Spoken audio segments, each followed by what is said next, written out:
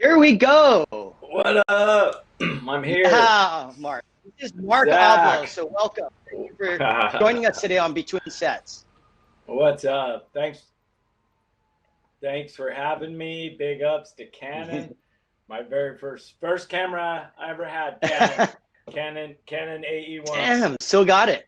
So I was stoked to Yeah. be on a profile with Canon. Yeah. Yep. Shot Canon my whole career. Still, this is my current bad boy right here. Nice. But yeah, I've been in the Canon. That's what's cool to be back. Yes. Cool. And with another Hawaii photographer, Dude. the water legend, Zach. I'm stoked to be here. Yeah, Thank you guys. I appreciate it. Thank you very much for joining us today. And we're excited to show some of your images because there's such a variety. There's such a vast, like, creative space that you kind of touch on. There's nothing you really don't shoot, it seems like, as we kind of watch that. And I know that it was just a very small variety and like showing of what you do. Looking forward to it today. What do you like to shoot, Mark? What kind of inspires you? And you shoot, people amazingly, and that's an art form of what you do. Yeah, I mean that would be what I like to shoot the most is people, and I like my favorite is when I can just be traveling somewhere and walking around and kind of just shooting as I walk and capturing things.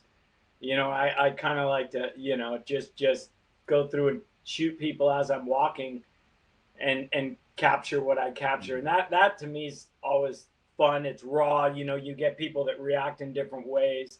Some people are stoked, obviously. Some people get upset, and then you gotta either keep going or try and put it to mellow things out. But that's what I like. I like people. Yeah.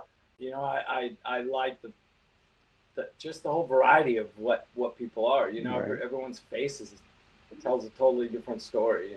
So Right. What are some of the lenses you enjoy using? Give us a little bit of your equipment of choice and what you're using these days as you kind of do these walk around shooting. Into your slideshow here as well, so we can kind of keep talking through, but we can see some of these visuals to go with these stories. Yeah. So I personally, I like a 50, a standard 50. Me too. And then I also like 35. I shoot 35 a lot. And then, I use the 70 to I believe it's like 110 or something. I'm bad with the numbers, but I prefer fixed lenses. And depending on what I'm going to do, I'll set it to that. So if I'm going around the city, it's a 35. If I'm going to shoot portraits of someone, it's a 50. And then, a long lens when that goes into town. But generally for me, I'm pretty close. I'm close to my subjects. And I at the same time, I like it because there's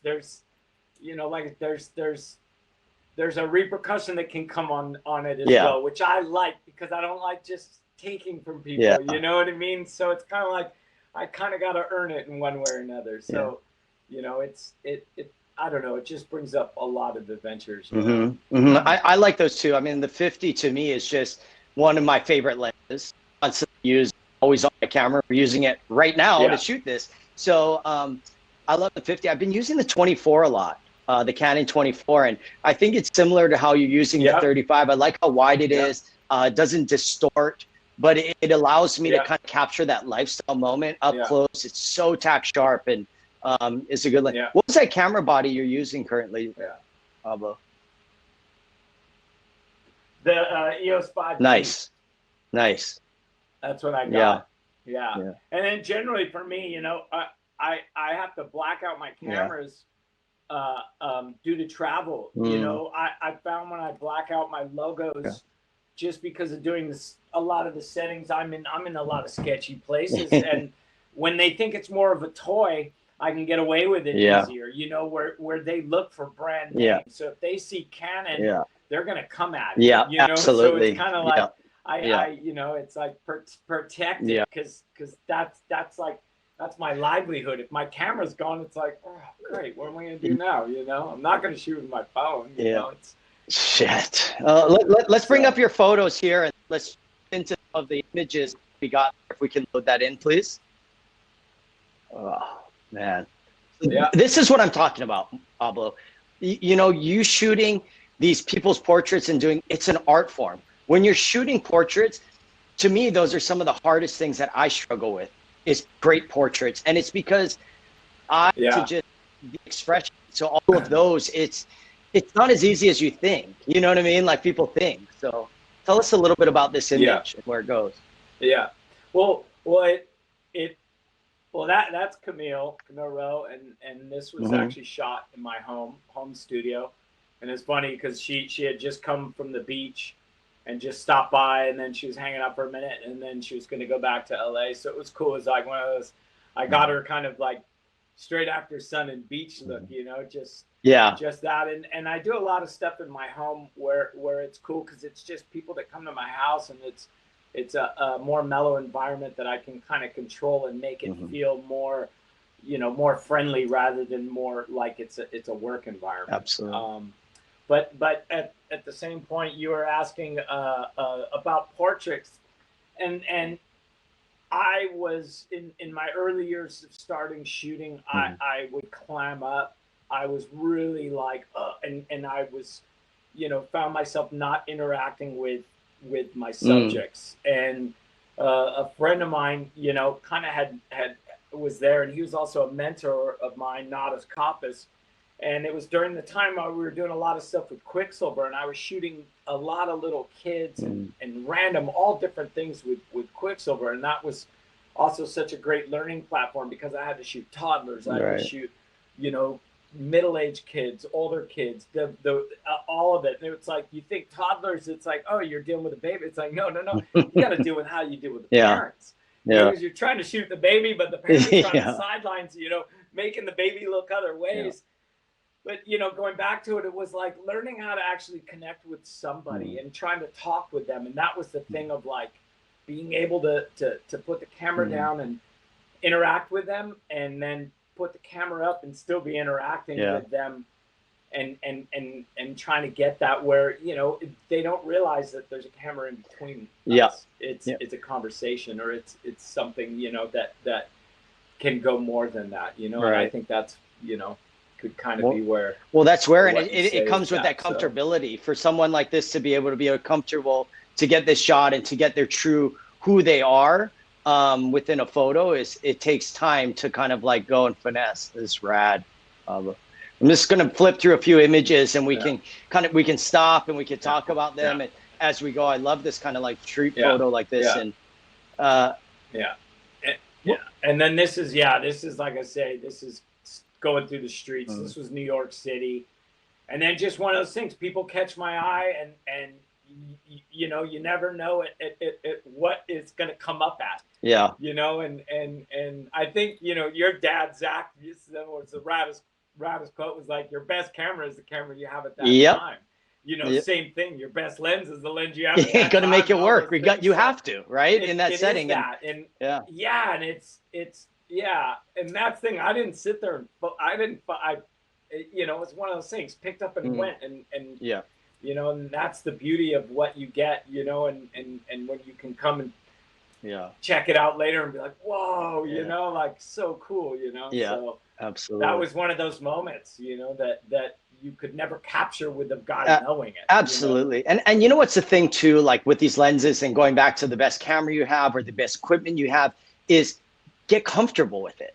Because if you grabbed it and you're fumbling trying to figure out to focus, or you didn't know that's what I love about primes. It makes me move my feet rather than the zoom.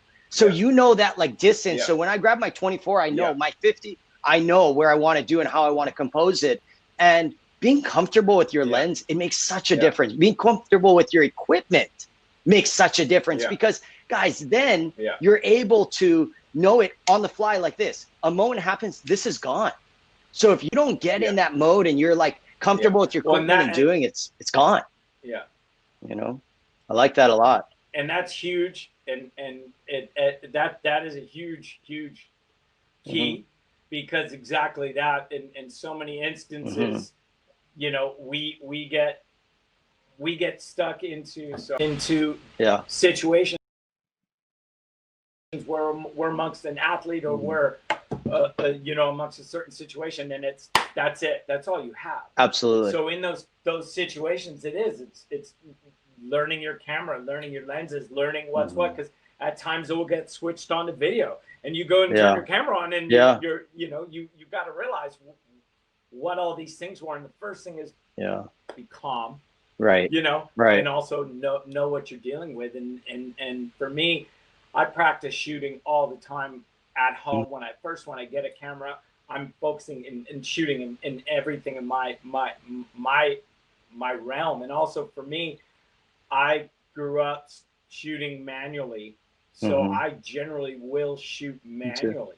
And so for me, it's that thing, because also then I just, like you said, I know my distances and I know my things, and knowing my equipment, and that's part of pulling it off in the end and being successful with it is absolutely reality. I mean, in that moment and getting it and clicking over, I mean, my poor girlfriend, I've made her start learning to shoot in manual and with prime lenses, and it's a steep learning curve, but I feel to me that's how I love shooting, and it'll just kind of exponentially like grow her abilities quicker, you know what I mean, once she kind of gets over that hump of kind of having that. And it's a way that, like, using those primes, I can tell when I've shot with a 24-105 at Pipeline as opposed to the 50. Completely different look. I lost you know what sound. I mean? So on that, I'm just going to click over onto the next image here. Oblow, we can hear you. Sorry guys, I'm having a technical difficulty. I can't hear, but I can this is a photo of Malachi, and it was actually in front of my studio. And it was just one of those things, like he was laying down while we were doing some stuff, and kind of saw the thing and walked over it and snapped it.